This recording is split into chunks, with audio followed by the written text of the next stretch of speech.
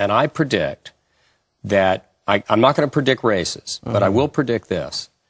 On November 2nd and proceeding, because people are already voting, you're going to see the biggest turnout of evangelical Christians in a midterm election in modern American history, even bigger than in 1994. I think you're right. You know, there's a survey, Pat, that showed that half of the Tea Party movement were evangelicals. Sure. I think some of the carryover of the Christian Coalition, they morphed into this. What about this Tea Party? I'm a little bit ambivalent. They need some structure. Well, I have to tell you, I'm a big fan. Oh, yeah? I know a lot of the organizers personally. Yeah. I work closely with the Tea Party Patriots, and in fact, 2 of those 3 national leaders I worked with in Georgia for many years. And I will tell you, Pat, they're believers, yes, by and large. They are people who are not looking for power. They're looking to give back, not to get anything from the system. Right.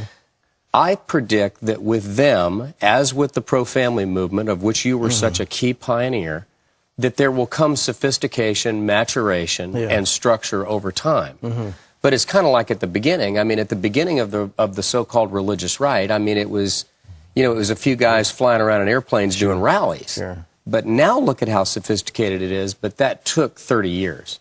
Well, I hope that they'll be included, you know, again, in your book, and it's very well presented. The evangelicals are sort of on the outside and viewed with disdain by some of the inside. You wrote it very well.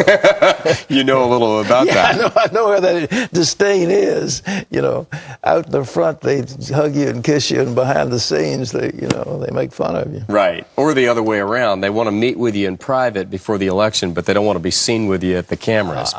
I had that with the late, great President Bush. I know exactly how it is. Yeah. Let's not anybody know you're coming in. Guard the room, right, so you don't have any cameras.